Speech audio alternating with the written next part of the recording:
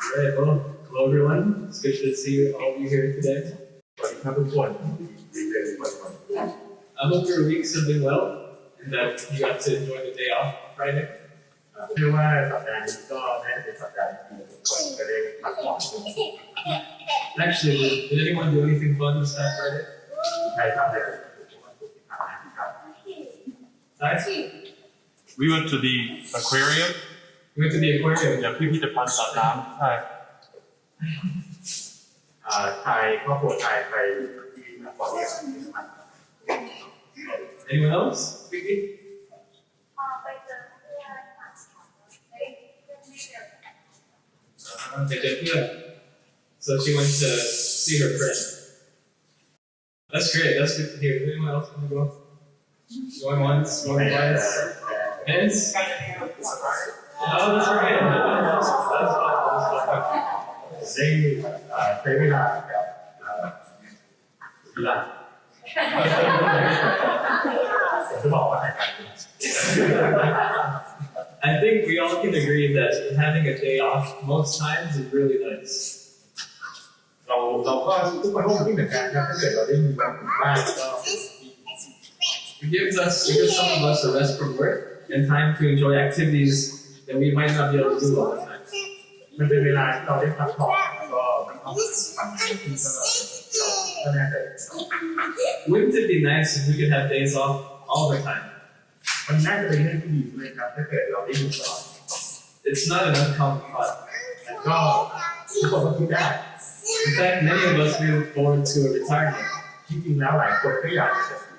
because we think that it's at this point when we retire we finally live life. เพราะว่าเราคิดว่าเมื่อเราเกษียณแล้วเนี่ยเราแน่จะใช้ความ Some may think when I retire I can travel and finally see the world. หลายคนมีที่อยากจะคิดว่าเมื่อฉันเกษียณแล้วฉันจะเดินทางเที่ยวรอบโลก And so we work, hoping to save enough money for the day when we can enjoy our work.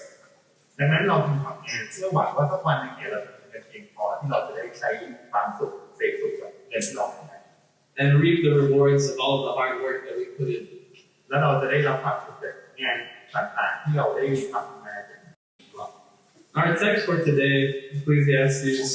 end of chapter 1, chapter 2, has something to tell us about this. ปัญญาจารย์บทที่1บทที่2เรื่องงานก็มีหลายอย่างบอก It tells us about the search for meaning and pleasure. มันสอนเราเกี่ยวกับการแสวงหาความหมายและความสุข So I'll invite Kittikulsingh to read the text to us. ผมขอให้พี่ทุกคนอ่านที่ฟังที่ทุกคนจะได้อ่านฟังข้าพเจ้าปัญญาจารย์เคยเป็นกษัตริย์ในอิสราเอลและด้วยสติปัญญาข้าพเจ้าตั้งใจค้นคว้าและตรวจสอบสิ่งที่ทำในภายใต้ความตัวและพบว่าพระเจ้าประทานภารกิจที่ยากลำบากที่มีความเมื่อพวกเขาจะสารวนกับสิ่งที่ทำข้าพเจ้าเคยเห็นการอันที่พวกที่เขากระทำกันภายใต้โดยคิดและดูเถิดสารพัดเขาอธิษฐานที่โกงอะไรที่พจน์จะทำให้โกงไม่ได้อะไรที่ทำจะทำให้โกงไม่ได้ข้าพเจ้ารำพึงว่าดูซิข้าพเจ้ามีสติปัญญามากกว่าคนที่ครองของคุณเป็นสติปัญญาข้าพเจ้าและข้าพเจ้าเรียนตัดสติปัญญาความรู้นั้นข้าพเจ้าก็ตั้งใจเข้าใจความบ้าบอความข้าพเจ้าค้นพบว่าเรื่องก็เป็นแต่เป็นแรงด้วยเพราะเมื่อมีสติปัญญามากขึ้นก็มีความรู้ระสมมากขึ้นและบุคคลที่เพิ่มความรู้ก็เพิ่มความเข้าใจบทที่2ข้าพเจ้ารำพึงว่าเกิดมาลองศึกษาดูลงสรุปที่เป็นที่แต่ดูเกิดเรื่องนี้ก่อนนะข้าพเจ้าพูดถึงการของเราว่าบ้าบอและกับประโยชน์อะไรข้าพเจ้าให้ควรดูว่าการหักด้วยเล่าแต่ไปนะครับข้าพเจ้าด้วยพร้อมกับคิดความของด้วยจนกระทั่งข้าพเจ้าเห็นได้ว่ามีสิ่งอะไรที่มนุษย์จะทำได้ภายใต้ของความทั่วไปในวันข้าพเจ้ากระทำการใหญ่โตข้าพเจ้าได้สร้างตัวหลักและทำสวนหลักแรกข้าพเจ้าทำสวนผลไม้และสวนลำไยปลูกไม้สวนชนิดไว้ในสวนเรานั้นข้าพเจ้าสร้างสระน้ำของสัตว์ของตัวเองเพื่อจะใช้น้ำในสระลดผลกระทบที่ส่งผลข้าพเจ้าซื้อผ้าไทยและมีผ้าเกิดในบ้านจากนั้นข้าพเจ้ามีปลูกโคปลูกผ้าแกะมากกว่าที่ชนอยู่ของข้าพเจ้าสะสมทองด้วยและสะสมทรัพย์สมบัติ ผู้ควรกับกษัตริย์และผู้ควรกับผู้สบายข้าพเจ้ามีพร้อมใจและมีความสุขในทางเพศซึ่งเป็นสิ่งชอบและบุญดังนั้นข้าพเจ้าจึงเป็นใหญ่และยิ่งใหญ่กว่าส่วนที่เคยมีมาของข้าพเจ้าและสติปัญญาของข้าพเจ้าไม่คงอยู่ข้าพเจ้าเลยทุกสิ่งที่ในกายของข้าพเจ้าอย่างข้าพเจ้าไม่ได้ทำข้าพเจ้าไม่ได้ห้ามใจของความสุขอย่างเพราะในข้าพเจ้าพบความเพลิดเพลินจากการทำทั้งหมดของข้าพเจ้าและนี่เป็นรางวัลจากการทำของข้าพเจ้าแล้วข้าพเจ้าหันมาดูสิ่งที่คือข้าพเจ้าทำและผลของการปฏิบัติที่ข้าพเจ้าทำไปได้ทำและดูทุกอย่างก่อนนะครับคือผลและไม่มีประโยชน์อะไรภายใต้ดูข้าพเจ้าจึงหันมาที่ข้อความบ้าบอและความเพราะคนที่มาภายหลังศาสนาแต่งงานนอกจากความสิ่งที่เขาทำไปข้าพเจ้าถือว่าสติปัญญาเป็นประโยชน์ของมันเหมือนความสว่างเป็นประโยชน์ของมันคนมีสติปัญญารู้ว่าจะเดินแต่คนขายเดินถึงกระนั้นข้าพเจ้าก็เพราะอย่างเดียวกันเกิดขึ้นแก่ผู้ข้าพเจ้าจึงบอกมาเพราะที่เกิดแก่คนทำก็เกิดกับตัวข้าพเจ้าเองถ้าเช่นนั้นแหละข้าพเจ้าจะมีสติปัญญาหนักข้าพเจ้าจึงลองดูเลยเพราะอะไรเพราะไม่มีใครเกิดทำคนมีสติปัญญาได้เป็นของตลอดเพราะเมื่อถึงเวลาเนี่ยนะก็ดื่มกันโอ้คนมีสติปัญญาก็ตายข้าพเจ้าจะเกิดเพราะว่าการงานที่ทำกันภายใต้โดยของความสุขใจและของใครเพราะสารพัดก็คือข้าพเจ้าเกิดแบบผ่านทางสิ่งข้าพเจ้าผ่านความสุขภายใต้โดยเพราะข้าพเจ้าจำต้องละการนำไว้ให้แก่คนที่นาใครของข้าพเจ้าแล้วใครจะได้ทราบว่าคนของจะมีสติปัญญาเป็นของเขาฉะนั้นขอพระครอบครองการผ่านทางทุกอย่างของเราที่เราได้ผ่านทางและใช้สติปัญญาทำภายใต้โดยมีก่อนอย่างด้วยข้าพเจ้าจึงกลับและพร้อมแท้ใจนั้นเรื่องการปรับทำสิ่งซึ่งข้าพเจ้าปรับงานภายใต้โดยเพราะว่ามีคนที่ปรับทำรู้ในสิ่งการทำรู้และทำงานแต่แล้วก็ละส่วนไหนของเขาที่หาได้ปรับทำเพื่อการทำงานดีกว่าจะป่วยและสามัญเพราะว่ามนุษย์ได้อะไรจากการปรับทำสิ่งและการตรวจที่เขาต้องการปรับภายใต้โดยเขาเพราะว่าทีเดียวทั้งหมดเขามีแต่ความเป็นตัวและภาระของความเป็นตัวแต่เขาก็ไม่ได้อยู่มีรอบแห่งการด้วยสำหรับไม่มีอะไรดีกว่าการเรียนกับที่ส่งผลจากการปฏิบัติข้าพเจ้าเห็นด้วยว่าเป็นมาจากพระเจ้าด้วยข้ามจากการโกงใครจะได้ถึงเราหรือใครจะได้ถึงเราเพราะว่าพระเจ้าประทานการความรู้และความให้แก่คนที่เขาของกันแต่ส่วนคนละพระองค์ประทานที่ต้องเกี่ยวและสารเพื่อให้แก่ผู้ที่พระเจ้าออกมาที่ก็จากด้วยคือ This is the word of God. นี่คือคำ That's a long text, so that means we have one. I'm just kidding.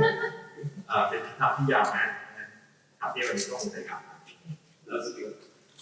Book of Ecclesiastes is one of the most confusing books in the Bible. ที่ทำปัญญาจารย์ที่เป็นบทที่ค่อนข้างรู้แบบสับสนนะครับ When we read through Ecclesiastes, and especially this section, we come away thinking that life is meaningless. เวลาเราอ่านคำปัญญาจารย์โดยเฉพาะที่เราอ่านเนี่ยพบว่าชีวิตเนี่ยไร้ความหมายเป็นสิ่งใด And with good reason. และด้วยเหตุผล Meaningless is repeated 9 times throughout this section alone. คำว่ากิโลกิแตงได้มีการพูดซ้ำ9 ครั้งในส่วนที่เราอ่าน The author says everything is meaningless. เขียนบอกว่าทุกอย่างเป็นจาก And then in verse 17 he says, and so I hated life. และในข้อที่17ก็บอกว่าฉันเกลียดชีวิต We read this and think, this isn't the Bible? What on earth? และเวลาเราอ่านแล้วก็คิดว่าเรื่องแบบนี้อยู่ในพวกนี้มันเป็นไปได้ยังไง Yes, it's in the Bible. ได้ And one of the reasons it's here is because Ecclesiastes offers us a unique perspective on human life. และเหตุผลที่เรื่องแบบนี้อยู่ในพระธรรมบัญญัติเพราะว่ามันสะท้อนให้เห็นสิ่งหลายๆอย่างในชีวิตของ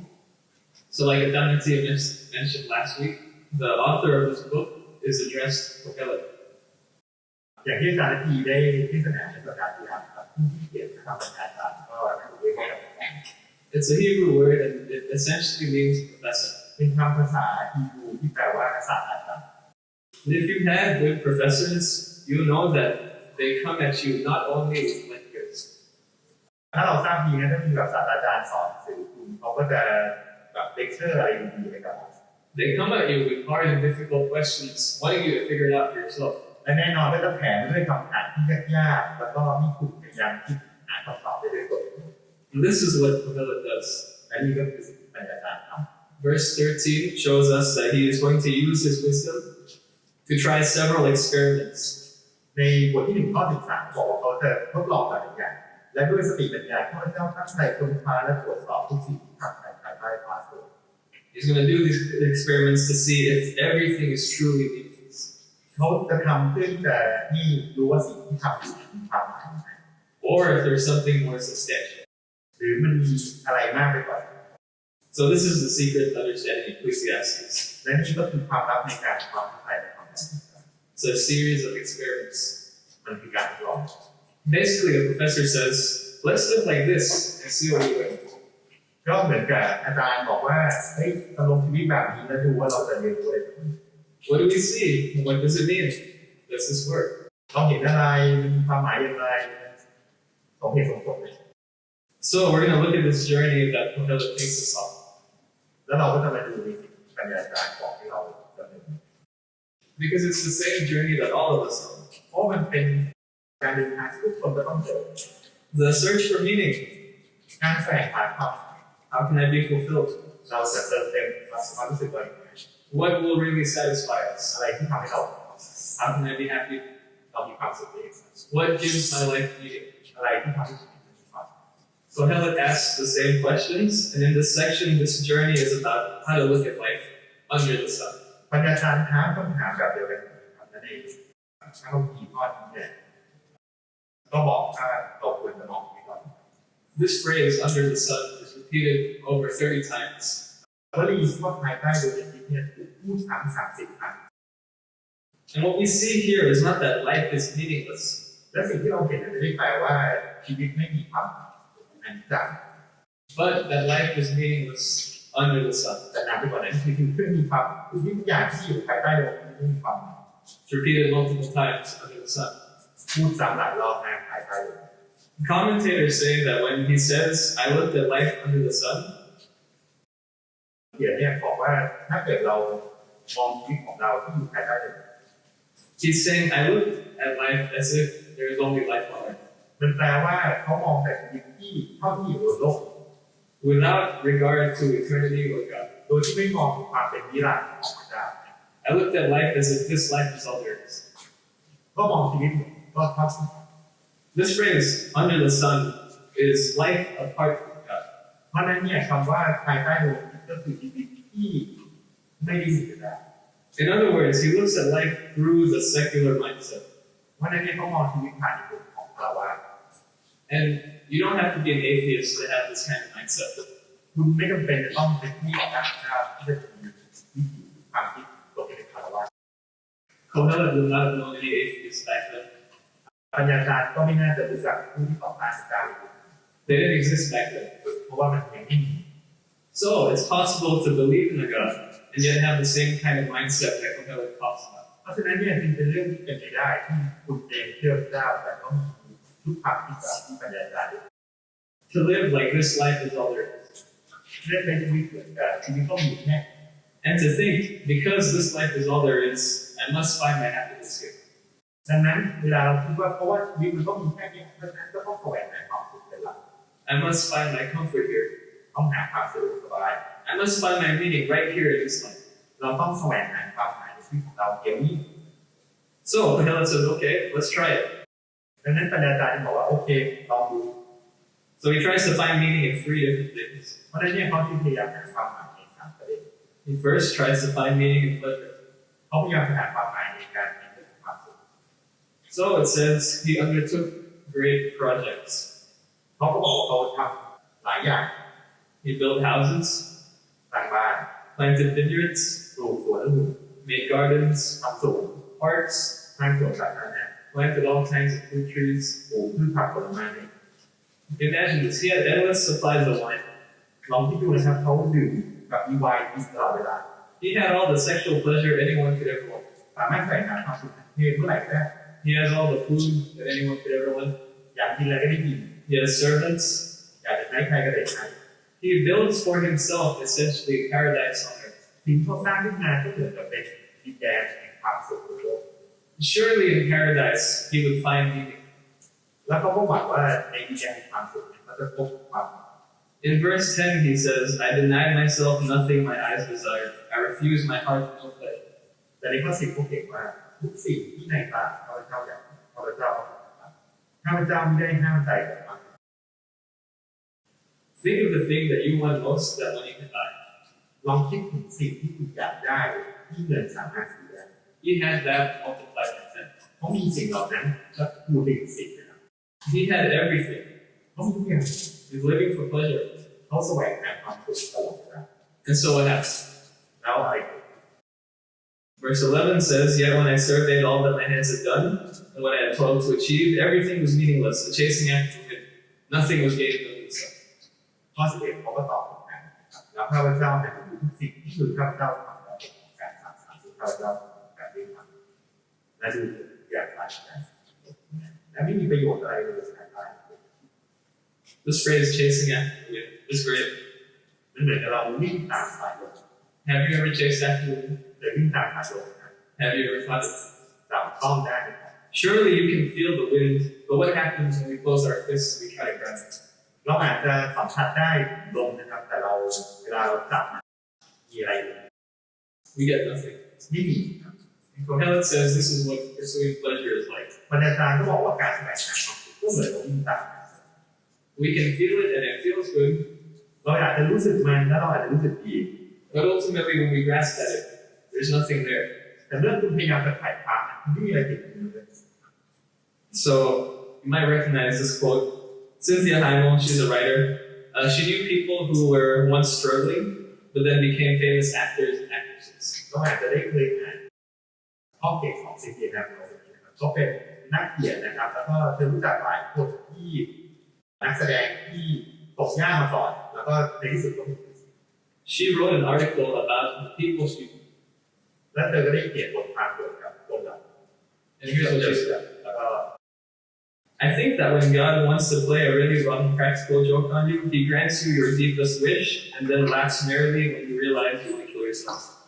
ฉันคิดว่าพระเจ้าจะเล่นตลกร้ายกับคุณพระองค์จะทำสิ่งที่คุณปรารถนาที่สุดและพระองค์จะทรงหัวเราะท้องแข็งเมื่อรู้ว่าคุณต้องการฆ่าตัวเอง These people, continue quote, these people, they worked and pushed themselves. In the morning after they became famous, they wanted to take an overdose.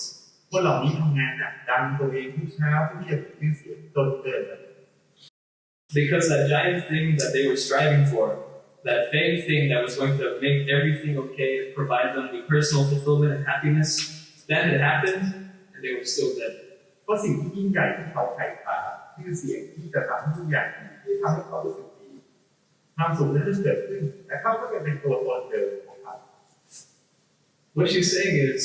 very few of us get the ultimate success that we want, but the few who do are absolutely appalled. สิ่งที่เขากำลังจะพูดถึงเนี่ยก็คือมีน้อยคนที่เกิดมาสุดยอดแต่คนเหล่านั้นนะครับกลับเสียใจเพราะว่าความสำเร็จนั้นไม่ได้เกิดเป็นใจเลย Because we realize it doesn't fulfill or satisfy. เพราะว่ามันไม่สามารถเอาพึงพอใจ At what point does one become successful? แล้วเมื่อไหร่นะครับที่เราจะรู้สึกว่าเราประสบความ This is what Khun is saying. และนี่คือสิ่งที่เป็นแบบนั้น When we look for pleasure, it doesn't work. เมื่อเราแสวงหาความสุขนี่มันไม่เวิร์ก Okay, pleasure doesn't work. What else? การแสวงหาความสุขไม่เวิร์กแล้วทำอะไรดี So now he turns to the pursuit of wisdom. ปัญญาจารย์ก็เลยหันไปหาการแสวงหา He sees a distinction between a wise person and a fool, verse 13. ก็มองเห็นถึงความแตกต่างระหว่างคนฉลาดกับคนมีสติกับปัญญาคนฉลาด So the foolish person is blind. คนขาวก็คือคนตาบอด They stumble as they walk in darkness, unable to make good decisions and avoid disaster. หรือคนตาบอดที่เดินอยู่ในความมืดไม่สามารถที่จะตัดสินใจอะไรที่ถูกต้องได้แล้วก็ไม่สามารถที่จะเลี่ยงความผิดได้ The wise person has a clear head. คนฉลาดมีสติปัญญา They can see and use their reasoning and wisdom to live in a way that leads to mastery. เขาสามารถใช้เหตุและผลในสติปัญญาที่จะใช้ชีวิตของเขาจนกลายเป็นผู้เชี่ยวชาญ That's common sense. There's nothing surprising there. ก็เป็นเรื่องที่เข้าใจได้นะครับ The wise have an advantage over the foolish. คนฉลาดย่อมเหนือกว่าคนโง่ But here comes the surprise. แต่นี่คือสไตล์ครับ Khun says, "But I came to realize that the same fate overtakes them both." บรรยาจารย์บอกว่าถึงขนาดที่ข้าพเจ้าก็ตระหนักว่าเพราะกรรมอย่างเดียวกันก็จะเกิดขึ้นกับพวกเขาทุกคนคนมีสติปัญญาก็ตายเหมือนกัน Like the fool, the wise too must die. คนมีสติปัญญาก็ต้องตาย So here's the person who's thinking through everything, และนี่ก็คือคนที่คิดครบถ้วนทุกอย่าง thinking through the right way to live, คิดถึงวิธีที่จะใช้ชีวิตอย่างเดินที่อย่างถูกต้อง thinking about what is right, what is wrong, how should I use my resources, คิดถึงอะไรถูกอะไรควรจะใช้อะไรบ้าง devoted to scholarship, learning, pursuing wisdom, แสวงหาความรู้เรียนรู้แล้วก็แสวงหาสิ่ง trying to make their country and the world a better place. พยายามสร้างให้ประเทศและให้โลกเป็นที่ที่ดีขึ้นเลย And here's the person who doesn't think twice about life, และนี่คือคนที่ไม่เคยคิดถึงชีวิตเลย doesn't care about others, thinks only of themselves. ไม่เคยคิดถึงคนอื่นเลยแล้วก็คิดแต่ตัวเอง And Ecclesiastes tells us that the same fate overtakes them both. และปฏิบัติเขาบอกว่าเขาต้องประสบกับการ Both the fool and the wise will be forgotten. ทั้งคนฉลาดและคนโง่ก็จะถูกลืม Both will die. เขาต้องตายกัน Death means that the pursuit of wisdom under the sun is meaningless. ถ้าตายเป็นเรื่องต่อมาการแสดงสัญญาภายใต้เดิมนี้ก็จะ Remember, under the sun means living life as if this life is all there is. จำไว้นะฮะก็คือที่เราทำได้นะครับการความหมายเขาว่าชีวิตภายใต้เดิมนี้ก็คือชีวิตที่เราเห็น And essentially, philosophers like Jean-Paul Sartre say the same thing. ก็เช่นเดียวกันนักปรัชญาที่ตอนออกซาเตอร์ก็ได้กล่าวเช่นเดียวกัน It says life has no meaning. It is up to you to give it a meaning. And value is nothing but the meaning you choose. เขาพูดว่าไม่มีความหมายคุณอยู่ที่ขึ้นอยู่กับคุณว่าคุณจะให้ความหมายและคุณค่าของมันก็ไม่มีความหมายเพราะว่ามันเป็นความหมายที่เรื่อง Basically, if this life is all there is, and if once we die, that's it, then life has no meaning. แล้วถ้าเกิดชีวิตมันก็แค่สิ่งที่เราเห็นเนี่ยเมื่อเราตายไปก็จบไม่มีความ And if that's true, then it doesn't matter how we live right now. ซึ่งถ้าเป็นเช่นนั้นมันก็ไม่มีความหมายอะไรว่าเราจะใช้ชีวิต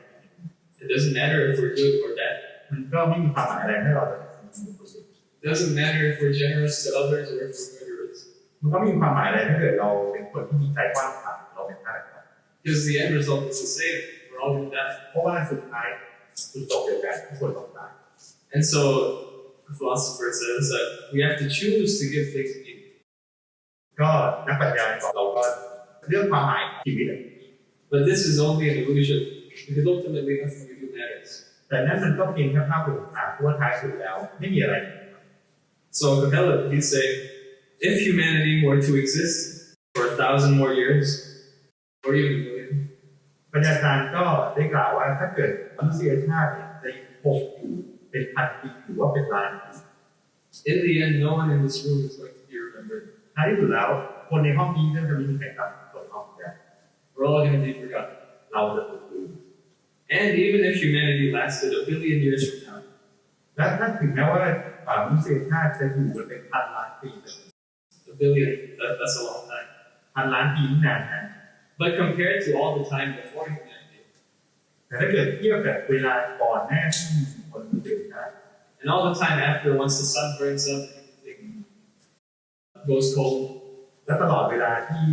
พระอาทิตย์ได้จุดขึ้นแล้วก็ทะเลมหาสมุทรได้แห้งลง Compared to all that time before and after, a billion years is really nothing. เปรียบเทียบเวลาดังกล่าวพันล้านปีก็ไม่ได้มีความหมาย Everything that's ever been done, ทุกอย่างที่ได้เกิดขึ้นมา technology,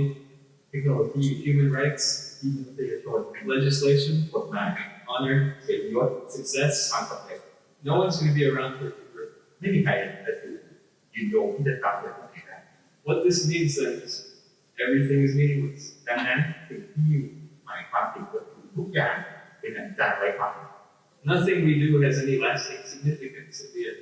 ไม่มีอะไรที่เราทำที่มีความหมายในท้าย Someone might say, oh, this is really depressing. Yes, of course it matters. It makes the world a better place. บางคนอาจจะบอกว่าเฮ้ยแบบโอ้เป็นหมอโรงแง่หลายแต่จริงมันมีความหมายสิมันไม่โล่งน่าอยู่ขึ้น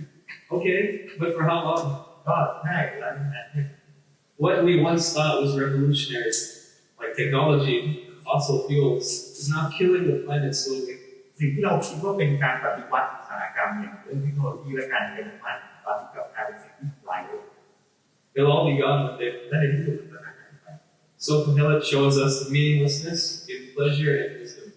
เพราะฉะนั้นปัญญาจารย์แสดงให้เราเห็นความอันจากไร้ความหมายการแสดงความสุขกัน And so he turned now to one final test, work.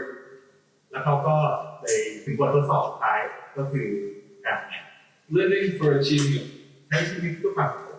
In verse 17 he says, So I hated life because work done under the sun was grievous to me. แล้วเราก็ได้เห็นในข้อ17ปัญญาจารย์เขียนว่าข้าพเจ้าจึงเกลียดชีวิตเพราะว่าการงานที่ทำแบบภายใต้โดยออกทางสลดใจให้แก่เรา If this life is all there is, work done under the sun, all of it is meaningless. ถ้าชีวิตเรามีกันแค่เนี้ยที่ทำการภายใต้เลยก็อาจจะ Why? ทำไมล่ะครับ Because he gives us the reason. He says he can't take all the things that he's worked so hard with him when he dies. เพราะว่าเราไม่สามารถที่จะนำสิ่งที่เราทำวันนี้ไปได้เมื่อเราเสียชีวิตแล้ว He must leave them to the one that comes after him. เพราะว่าต้องทิ้งไว้ให้กับคนที่จะมาทำต่อนะครับ Who knows whether the person who comes after him is wise or foolish? ถ้าใครจะรู้ว่าคนที่จะมาแทนเราเป็นคนอะไร And he's right. และนั่นก็ใช่ครับถูกต้อง All the toil, all the hard work, all the effort he's put in is meaningless. ความฝ่าฟันงานสายทำที่เขาทำงานสุดท้ายก็การทำ Because the one who labored and toiled, who worked so hard, ultimately leaves it for another to do. เพราะว่าคนที่พยายามเป็นแสนสาหัสสุดท้ายก็ต้องส่งต่อให้กับคนที่อาจจะนะ He raises the question in verse 22. แล้วเขาก็ตั้งคำถามในข้อ22 What do people get for all the toil and anxious striving in which they labor under the sun? มนุษย์จะได้อะไรจากการทำสิ่งและการที่เขาต้องทำการได้เลย Basically, what do you get from all this hard work? ก็คุณได้เลยครับ Nothing at all. ไม่มีอะไรเลยไม่ได้เลย It's actually less than nothing. จริงแล้วแย่กว่าไม่มีอะไรเลย Because verse 23 says that they spend all of their life anxious in grief and pain. ว่าในข้อที่3บอกว่าเขาใช้ช่วงชีวิตของเขาวิตกกังวลโศกเศร้าเสีย They lie awake at night worrying. Their minds don't rest. ตื่นมาการตื่นแล้วก็กุ้มใจแล้วก็ไม่ได้ Constantly working, possessed by restless ambition. ทำงานตลอดเวลามุ่งอยู่กับความเดือดดาล And for all this effort, in the end, what do we end up getting? และความพยายามทั้งหมดเหล่านี้ท้ายแล้วเรา What do we get? Nothing. อันนี้ That's ใช่ right. ครับอันนี้จะพูดหลายรอบ So, Kohelet has taken us on this journey of exploring life under the sun. เพราะฉะนั้นเนี่ยปัญญาจารย์ก็นำพาเราสู่การเดินทางในการสำรวจชีวิตของเราภายใต้ The lesson is that there is no meaning in pursuing pleasure. บทเรียนก็คือ1มันไม่มีความหมายอะไรในการแสวงหาความสุข No lasting value in being wise. ไม่มีคุณค่าที่ยั่งยืนในการเป็นคนฉลาด No lasting benefit from work and achievement. ไม่มีประโยชน์อะไรจากความสำเร็จในการงาน If this life is all we can know, และถ้าเกิดชีวิตเราคือสิ่งที่เรารู้แค่นั้น and if we base our meaning and value off of the things that we can achieve in this life, และถ้าเกิดเราวัดคุณค่าความหมายของชีวิตของเราผ่านสิ่งที่เราได้ในช่วง it's ultimately meaningless. มันก็จะไม่มีความ So someone might say, right, okay, my life has no meaning. That's okay. คนจะบอกว่าโอเคชีวิตฉันไร้ความหมายเลยแต่ก็ไม่เป็นไร I will choose to give my life meaning. ฉันก็จะเลือกที่จะมอบความหมาย I will live to provide for my family and my kids. ฉันจะใช้ชีวิตเพื่อที่จะเลี้ยงดูครอบครัวและลูก I will live to make all the difference that I can now. ฉันจะใช้ชีวิตเพื่อจะทำให้โลกแตกต่างไปเกิน I I live to be successful, and it doesn't matter what happens after that. นั้นจะใช้ชีวิตเพื่อแสวงหาความสำเร็จแล้วก็ไม่ว่าอะไรจะเกิดขึ้นที่จะตาย I'm going to live in the moment and enjoy whatever I do. นั่นก็จะอยู่ในนาทีเนี้ยในโมเมนต์เนี้ยก็อะไรจะเกิดขึ้นนั่นก็จะ So I will come up with my way. นั่นก็จะหาความที่เกิด This doesn't work. แล้วมันไม่วนกลับ So Viktor Frankl, he's a Jewish psychologist. He was put into death camps during World War II. วิกเตอร์แฟรงโคลเป็นนักจิตวิทยาชาวยิวที่ต้องเข้าไปทำงานที่ช่วงHe observed that in the death camp, some prisoners started to go mad. เขาเห็นว่าในค่ายกักกันนักโทษหลายคนเริ่มที่จะติดตัวแย่ They started plotting with the enemy. เริ่มที่จะเข้าข้างศัตรู Other people became like zombies. หลายคนก็เป็น Some even curled up. บางคนก็เครียดแล้วก็ตายเลย They had lost hope. เขาสิ้นหวัง But he says there were some who were strong, แต่เขาก็เห็นว่าบางคนเข้มแข็ง who helped people, ช่วยผู้อื่น served others in the face of death. ช่วยคนอื่นถึงแม้ว่าจะต้องเกิดความตาย The question is why? Why is it that some people lost themselves and others remained themselves? แล้วทำไมล่ะทำไมบางคนเสียความเป็นตัวเองแต่บางคนก็ยังคงความเป็นตัวเอง Well, Viktor Frankl says it depended on what they made their meaning in life. แฟรงโกบอกว่ามันขึ้นอยู่กับว่าเขาไม่อยากฟัง Because if your meaning in life is something that the death can't take away, เพราะว่าถ้าเกิดคุณคิดว่าความหมายที่ของคุณคือสิ่งที่ค่ายกับการนำไปกับคุณ you have nothing left. คุณก็จะไม่เหลือ The death camp can take away anything under the sun. เพราะว่าค่ายกับการจะเอาทุกอย่างที่อยู่ภายใต้ตัว Success, ความสำเร็จ status, สถานะ career, อาชีพการงาน family, marriage, การสำรวจ relationships, ความสัมพันธ์ pleasure. ความสุข If it's something here in this life, the death camp can take it away. ถ้าเกิดมีอะไรอยู่ก็ค่ายกับการเอาไปหมด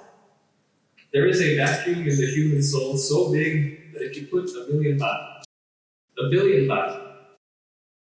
มันมีพื้นที่สูญญากาศในวิญญาณของที่แล้วคุณจะใส่ไป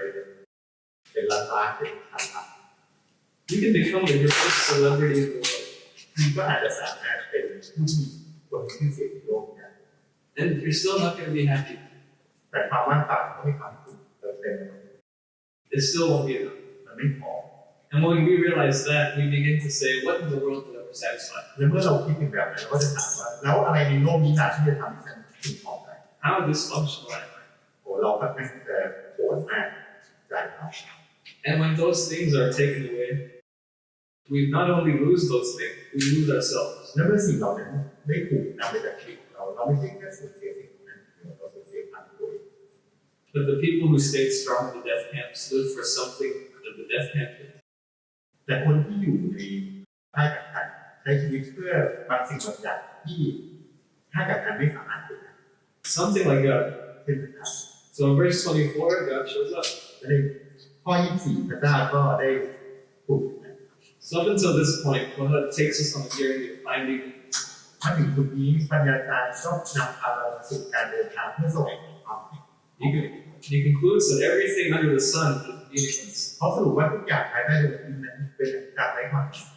And then he says, a person can do nothing better than to eat and drink and find satisfaction in their own toil. This too I see is from the hand of God. For without him, who can eat or find enjoyment? To the person who pleases him, God gives wisdom, knowledge, and happiness. แล้วก็สุดท้ายเขาพูดนะครับว่าสำหรับมนุษย์นั้นไม่มีอะไรดีกว่าการและดื่มกับชื่นชมผลจากการทำนี่แหละข้าพเจ้าเห็นด้วยว่าเป็นมาจากมหาอำนาจด้วยถ้าไม่อาศัยพระองค์แล้วใครจะได้ยินเราใครจะได้ชื่อฟังได้เพื่อให้แก่ผู้ที่พระเจ้าขอประทานนี่ก็อธิษฐานด้วย Suddenly, all the things that were meaningless under the sun, และในที่สุดทุกอย่างที่ไม่มีความหมายภายใต้ all the things that were a chasing after the wind, become gifts from God. และทุกอย่างนั้นที่เราพยายามจะวิ่งตามกลายเป็นของขวัญนะ See, in verse 24, work is now a gift. Food is now a gift. ความหมายในข้อ 24 การงานก็กลายเป็นของทานจากพระเจ้าอาหารก็เป็นของทาน If God is in the picture, even our daily food and drink become gifts that bring us pleasure. และเมื่อมีพระเจ้าอยู่ในภาพของอาหารที่เรากินที่ดื่มที่เราดื่มก็จะกลายเป็นของขวัญที่จะทำให้เรา Things that were once burdens have become gifts when God is in the picture. สิ่งที่เคยเป็นภาระก็กลายเป็นของขวัญจากพระเจ้า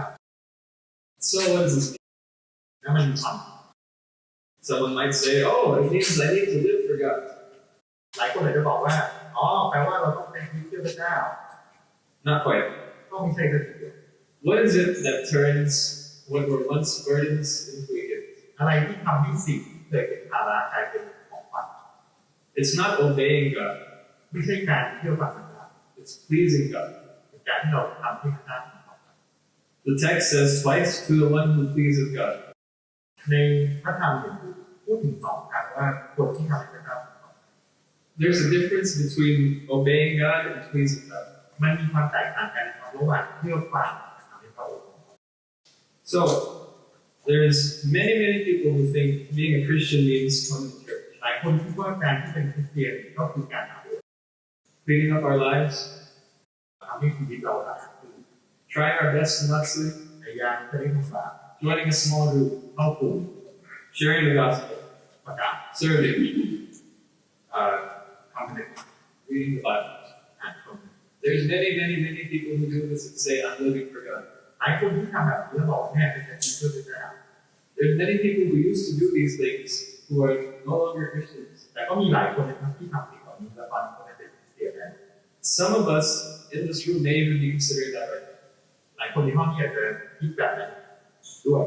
If you ask them why, ถ้าคุณถามว่าทำไม some may say,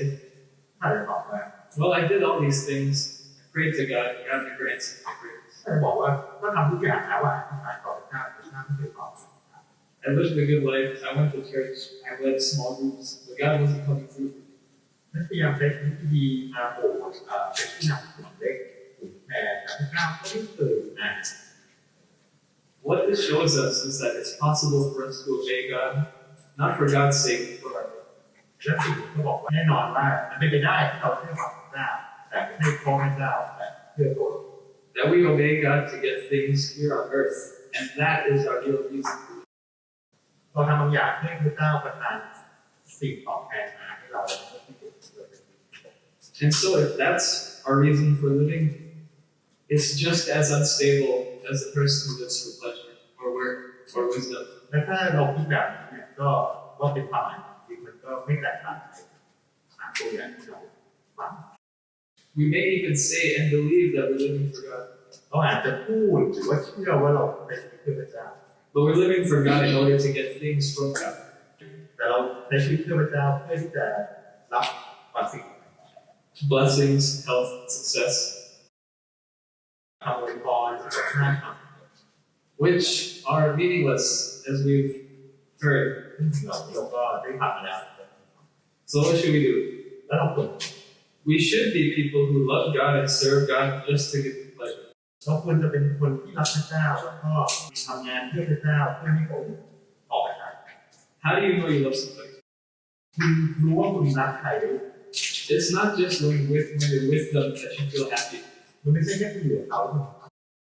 And it's not just because you see love as a duty. แล้วมันไม่ใช่ว่าคุณมองว่าความรัก The way you know you love somebody is when you put your happiness into their happiness. วิธีที่คุณรู้ว่าคุณรักใครบางคนเมื่อคุณมองว่าความสุขของคุณทำ So that your greatest happiness is just to see them happy. แปลว่าความสุขของคุณคือการที่คุณสุข It doesn't mean that you make them happy so you can feel good about yourself. ไม่ใช่แปลว่าคุณทำให้เขามีความสุขเช่นคุณอยู่ดี It doesn't mean that you seek them out just so you can be happy.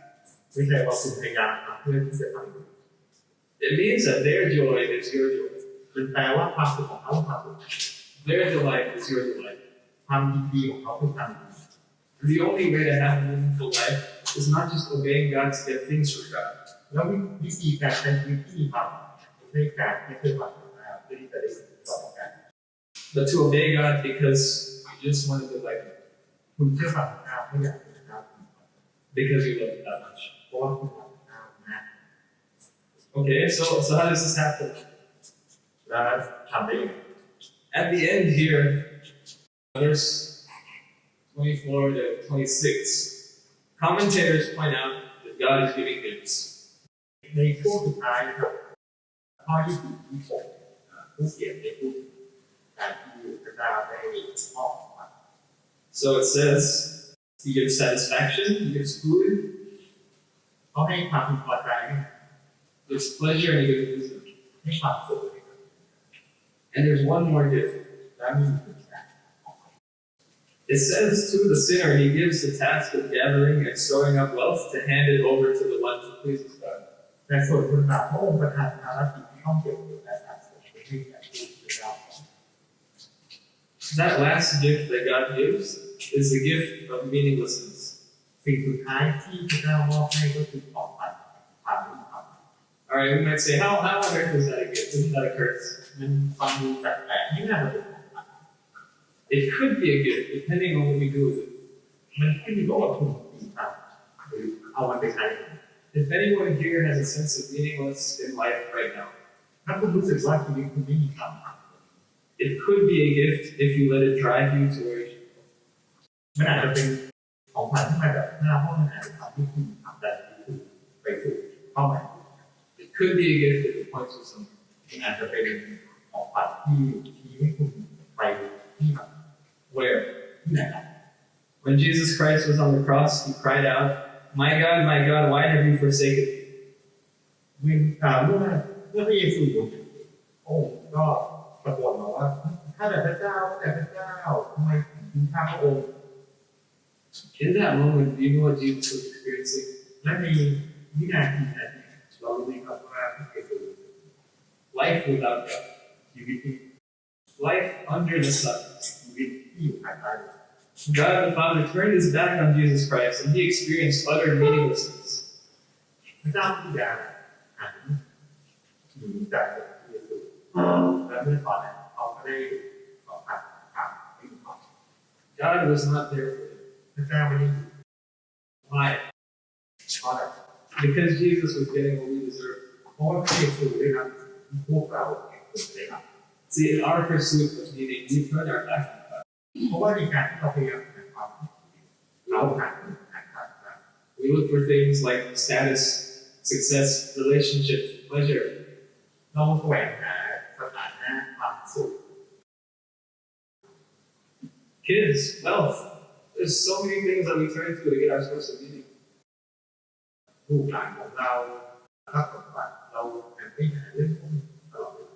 And so in doing that, we turn our back on God. และการที่เราทำก็คือการที่เรา And what's the appropriate response? และอะไรที่เป็นการตอบโต้ For God to turn His back on us. พระองค์ก็เลย We deserve life without God and all the hopelessness that follows. เราสมควรที่จะใช้ชีวิตที่จะได้ชีวิตที่มีคุณภาพและความสิ้นหวังต่าง But Jesus Christ came to the cross and took what we deserve. แต่พระองค์พระเยซูก็ได้มาที่แผ่นดินแล้วก็เอาสิ่งแย่ๆ So that we never have to experience life without God. เพื่อที่เราจะไม่ต้องใช้ชีวิต In other words, Jesus Christ got life without God on the cross so that we could have life with God. แต่ว่าองค์พระเยซูใช้ชีวิตที่มีพระเจ้าถูกไหมเพื่อที่เราจะได้ชีวิตร่วมกัน Jesus knows what it's like to be human. พระองค์ก็ได้ทรงรู้ว่าใช้ชีวิตมนุษย์รู้สึก To suffer, to experience misery and hopelessness. เพื่อที่ก็คือการต้องทนทรมานความสิ้นหวัง Because He did it. พระองค์รู้ว่าพระองค์ทำ That is love. และนั่นแหละ Hebrews 12:2 says, For the joy set before Him, He endured the cross, scorning its shame, and sat down at the right hand of the throne of God. ในพระธรรมฮีบรูบทที่12 กล่าวว่าเพื่อความยินดีที่สุดของแม่พระองค์ทรงถือว่าความอับอายนั้นไม่เป็นสิ่งแต่พระองค์ประทับนิ่งผ่านที่นั่น There was a joy that led Jesus to endure the cross. มันมีความชื่นชมยินดีที่นำไปสู่การที่พระเยซูต้องลงทุนทรมานมา The worst suffering possible. ความทุกข์ที่แย่ที่สุดเท่าที่จะเป็นไปได้ Jesus put Himself in our misery so that we could be happy. พระองค์ต้องทนทุกข์เพื่อที่จะให้เรา Because He knows that ultimate satisfaction and meaning comes from life with God. เพราะพระองค์ทรงรู้ว่าความสูงสุดที่สุดยอดก็คือการเป็นที่อยู่กับ That is love. และนั่นแหละ And when we see the extent to which Jesus has done for us, และถ้าเกิดเราเห็นในสิ่งที่องค์พระเยซูทำเพื่อเรา that will get us to want to just delight in Him. มันน่าจะทำให้เราต้องการที่จะทำให้พระองค์ When we see Jesus Christ sacrificing for us and putting His happiness into ours, that will make us want to put our happiness into His. เวลาที่เราเห็นพระเยซูต้องทนทุกข์ทรมานเพื่อเราเพื่อให้ชีวิตเรามีความสุขมันน่าจะทำให้เราอยากทำ That's what we need. และนั่นคือสิ่งสำคัญ For us to see what Jesus has done and to be transformed. มันคือการที่เราเห็นว่าพระเยซูทรงทำอะไรและเปลี่ยน So that there is nothing that delights us more than to delight in the one who did all this for us. เพื่อให้เราเห็นว่าไม่มีอะไรที่จะทำให้เรามีความสุขมากไปกว่าที่จะทำให้คน That's what gives us a true meaning in life. That can never be taken away. และนั่นคือความหมายที่แท้จริงของชีวิตที่ไม่มีใครสามารถ And that's what helps us see that everything we have, แล้วมันทำให้เราเห็นว่าทุกสิ่งทุกอย่างที่เรา as we come to the table today and see what Jesus did. และในวันนี้เราก็จะมาโตตรงกันเพื่อจะได้เห็นว่าพระเยซูทำให้เรา Let's pray. ให้เรารู้จัก Lord Jesus, we thank you for who you are in our lives. ถ้าเกิดพระเจ้าขอบคุณพระองค์ที่พระองค์ทรงเป็นความ We thank you that you loved us so, that you stepped into our misery, พระองค์ทรงรักเรามากที่ต้อง and that from death you brought forth life. และความตายของพระองค์ Lord, would you help us to meditate on this truth? Would this truth sink so deep into our hearts? ขอพระองค์ทรงโปรดช่วยให้เราตื่นตรองแล้วก็เข้าใจความหมายของพระคำ That it would transform us and give us joy. เพื่อให้การมาเปลี่ยนแปลงเราและให้เรามีความสุข Joy regardless of what our circumstances. ความสุขไม่ว่าเราจะต้องเกิด Pray this through the name of Jesus Christ. อธิษฐานนะครับ